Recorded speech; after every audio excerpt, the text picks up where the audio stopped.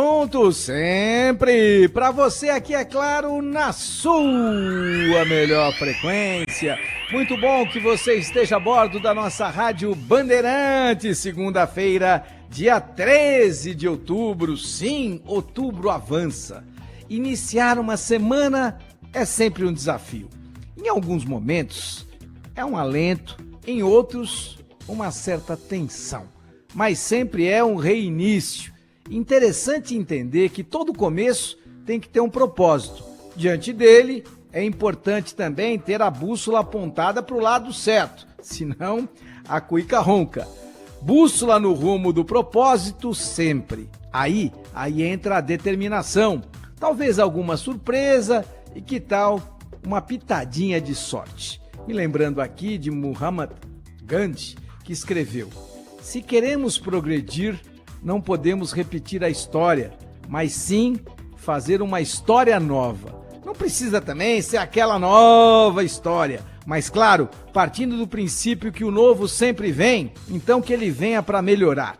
Nem sempre o novo é o mais jovem ou o menos experiente. Em alguns casos, ele sim pode ser o mais velho e, por conta disso, mais experiente e mais qualificado. Esse, por exemplo, especificamente, é o caso da seleção brasileira. É o caso do técnico Carlo Ancelotti, um italiano que é o mais velho comandante de uma seleção no planeta, mas nem por conta disso deixa de ser também um dos mais qualificados. E por acaso, neste momento, além de ser o mais experiente, é também o mais vitorioso treinador em atividade no futebol mundial.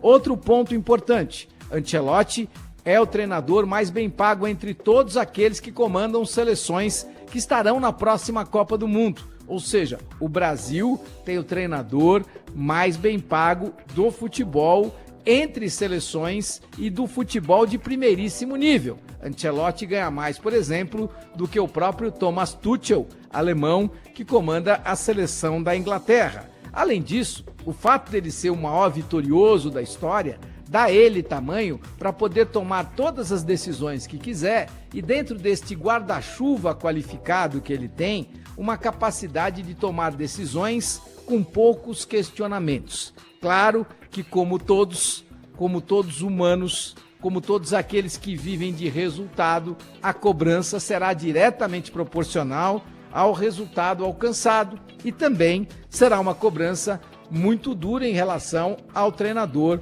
mais bem pago entre todos aqueles que comandam seleções importantes do futebol mundial.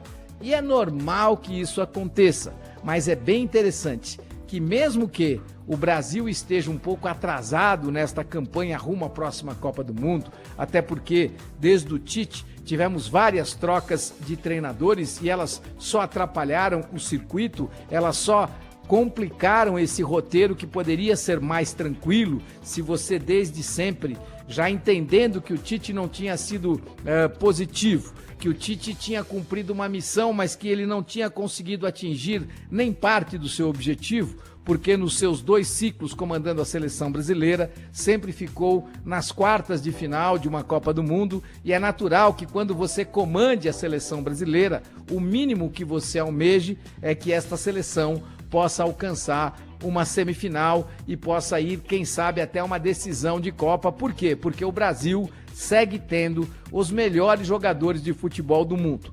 É verdade, não tem neste momento o melhor jogador de futebol do mundo. O melhor, longe, é o Lamine Yamal. Na sequência, você tem Kylian Mbappé. E você não tem o maior goleador do futebol mundial, porque neste caso ele é o Haaland, ou se você preferir, é o Harry Kane. Ou seja, o Brasil também não tem o maior goleador.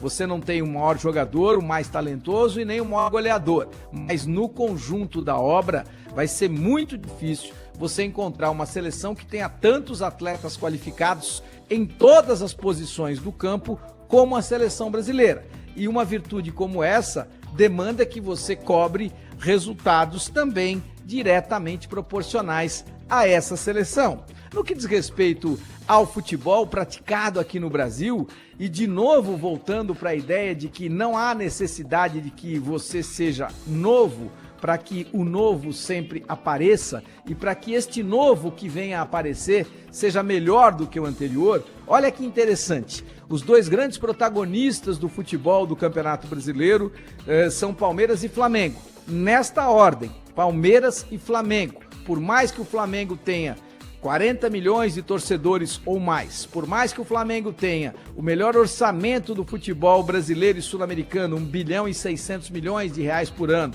por mais que o Flamengo tenha o melhor elenco do futebol sul-americano, o Palmeiras é melhor, o Palmeiras é protagonista, o Palmeiras lidera depois de 26 rodadas o Campeonato Brasileiro com 3 pontos de vantagem, o Palmeiras é muito favorito diante da LDU para avançar a grande decisão da Copa Libertadores da América. Então, o grande protagonista do futebol brasileiro é o Palmeiras. E por que esse protagonismo todo para um time que sim, é muito qualificado, que sim, é muito estruturado, que sim, investiu 700 milhões de reais neste ano em reforços, em jogadores novos que também chegam para agregar com relação àqueles que deixaram o elenco palestrino, como é o caso do Estevão, como é o caso do Richard Rios. Mas por que esse Palmeiras tão qualificado, mas com menos orçamento, com menos torcedores, com menos jogadores tão qualificados, é o melhor e mais importante protagonista do futebol brasileiro?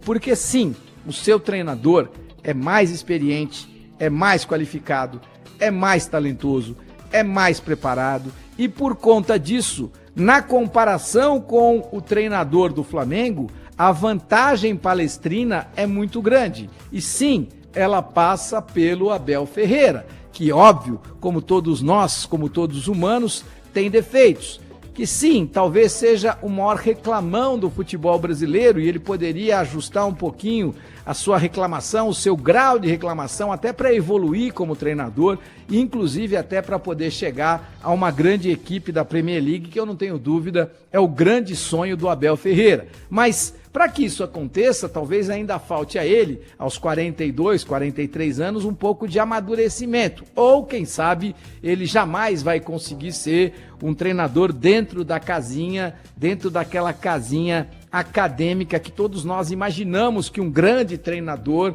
tenha que ter nesse sentido psicológico, nesta maneira menos agressiva que você imagina que um treinador de ponta tenha que ter. Mas, repito, as qualidades do Abel, elas superam em muito os pequenos defeitos psicológicos do Abel, os pequenos defeitos de comportamento do Abel.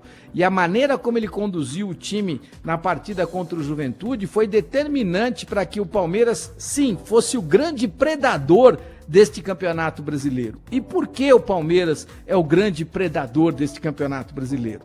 Porque o Palmeiras não desperdiça oportunidades. O Palmeiras, ele vai direto no ponto, ele vai em cima da presa, ele não deixa que a oportunidade de poder abrir 3 pontos diante do seu arquirrival e de um rival tão competente como é o caso do Flamengo, que essa oportunidade seja desperdiçada. Por quê? Porque o Abel lá está. Então, quando ele vai jogar contra o Juventude, ele sabe que vai jogar e vai ganhar do Juventude. Ele sabe que vai colocar 3 zagueiros e para muitos de maneira assustadora, olha, você vai jogar contra o Juventude dentro do Allianz Parque e coloca 3 zagueiros. Para muitos, o Bruno Fux seria um segundo volante, algo que não aconteceu. O Palmeiras jogou num 3-5-2 clássico, com 2 alas avançando bastante, Giá e Piquerez. Por quê? Porque o Palmeiras e o Abel em particular, ambos sabiam que o grande problema de uma partida contra o